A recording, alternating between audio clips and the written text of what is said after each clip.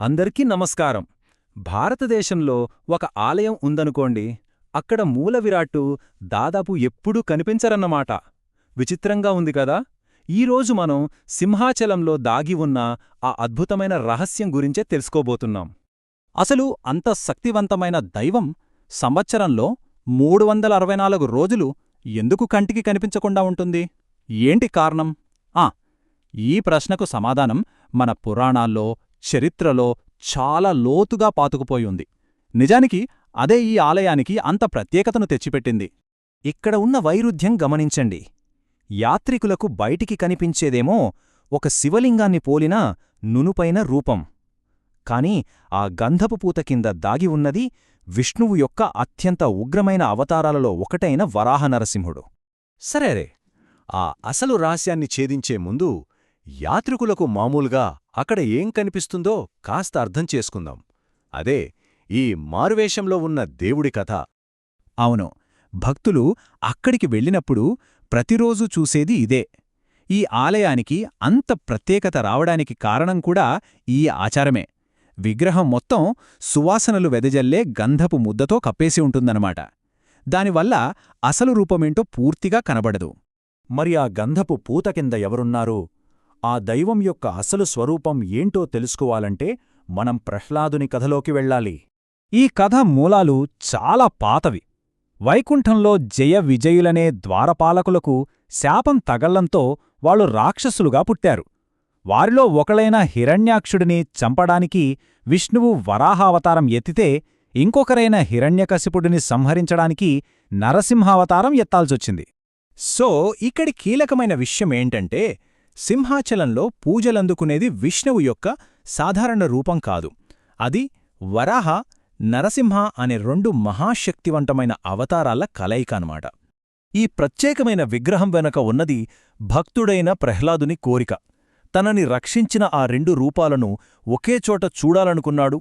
ఆ కోరిక ఫలితంగానే వరాహ నరసింహుడు అక్కడ వెలిశాడు. ప్రహ్లాదుడే అక్కడ మొదటి ఆలయాన్ని కట్టించాడు. విగ్రహం ఎలా వచ్చిందో ఇప్పుడు మనకు తెలుసు. కాని దాన్ని గంధంతో ఎందుకు కప్పి ఉంచాలి? ఈ ప్రశ్నకు సమాధానం మనకు పురూరవుని కథలో దొరుకుతుంది. అదే ఈ గంధపు కళ. చూడండి, ఇదొక అద్భుతమైన పునరావిష్కరణ కథ అన్నమాట. ప్రహ్లాదుడు కట్టిన ఆలయం కాలక్రమేణా మట్టిలో కలిసిపోయాక ఎన్నో ఏళ్లకు పురూరవ చక్రవర్తికి ఊర్వశి ద్వారా ఒక దైవ సంకేతమందింది. వాళ్ళు ఆ విగ్రహాన్ని భూమిలోంచి బయటకు తీసినప్పుడు ఒక ఆకాశవాణి వినిపించింది. ఆ విగ్రహం యొక్క ఉగ్రతను శాంతపరచాలంటే దాన్ని గంధంతో కప్పి ఉంచాలని, సంవత్సరంలో ఒక్కరోజు మాత్రమే ఆ పూత తీయాలని ఆదేశించింది. ఇప్పుడు ఈ కథలో అత్యంత ముఖ్యమైన ఘట్టానికొచ్చాం. ఆ దైవిక ఆదేశం పక్కన పెట్టే ఆ ఒక్కరోజు. దాని గురించే ఇప్పుడు చూద్దాం. ఒక్కసారి ఆలోచించండి. 364 రోజులపాటు తరతరాలుగా ఈ నియమాన్ని ఎవరూ ఉల్లంఘించలేదు. ఈ సుదీర్ఘ నిరీక్షణే సంవత్సరానికి ఒక్కసారి జరిగే ఆ గొప్ప ఘట్టానికి అంత ప్రాముఖ్యతను తెచ్చిపెడుతుంది. ఆ ప్రత్యేకమైన రోజునే చందనోత్సవం అని పిలుస్తారు. ప్రతి ఏటా అక్షయతృతీయనాడు, అంటే ఆలయంలో అత్యంత ముఖ్యమైన పండుగ రోజున విగ్రహం మీద ఉన్న గంధాన్ని తీసేస్తారన్నమాట. ఇంతకీ ఇది ఎంతసేపు ఉంటుందో తెలుసా? కేవలం 12 గంటలు. అవును, ఒక పూర్తి సంవత్సరంలో కేవలం 12 గంటలపాటు మాత్రమే స్వామివారి నిజరూప దర్శనం లభిస్తుంది. కొన్ని గంటల కోసం లక్షలాది మంది భక్తులక్కడికొస్తారు. ఆ క్షణం వాళ్లకు ఎంతో పవిత్రమైనది. దాగి ఉన్న ఆ దేవుడి ఉగ్ర, కారుణ్యభరితమైన నిజస్వరూపాన్ని చూసి మళ్లీ ఒక సంవత్సరం పాటు గంధంతో కప్పబడటానికి ముందు ధరించిపోతారు.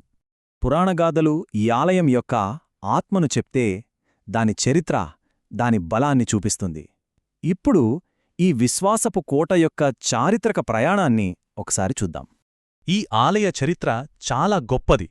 11వ శతాబ్దం నాటి శాసనాల దగ్గర్నుంచి 13వ శతాబ్దంలో గంగవంశరాజులు చేసిన పునర్నిర్మాణం వరకు, ఆ తర్వాత శ్రీకృష్ణదేవరాయల వంటి గొప్ప రాజుల పోషణ వరకు ఈ ఆలయం ఎన్నో చారిత్రక ఘట్టాలకు సాక్షిగా నిలిచింది. ఇక దీని నిర్మాణం గురించి చెప్పాలంటే అదొక అద్భుతం. పడమర వైపు ముఖం చేసి ఉండటమే చాలా అరుదైన విషయం. దీని వాస్తుశిల్పంలో కళింగ, ద్రావిడ శైలుల కలయిక స్పష్టంగా కనిపిస్తుంది. అంతేకాదు, ఆలయ స్తంభాల మీద నరసింహుని 32 రూపాలను చెక్కారు. అంటే ఇది కేవలం ఒక గుడి మాత్రమే కాదు, ఒక చారిత్రక కట్టడం కూడా. చివరిగా సింహాచలం కథ మనకు ఒక ముఖ్యమైన విషయాన్ని గుర్తుచేస్తుంది. ఒక సాధారణ గంధపు పూత వెనుక ఇంత లోతైన కథ, చరిత్ర, విశ్వాసం దాగి ఉన్నప్పుడు మన చుట్టూ ఉన్న ప్రపంచంలో మనకు కనిపించకుండా ఇంకిన్ని అద్భుతాలు దాగి ఉండొచ్చు కదా.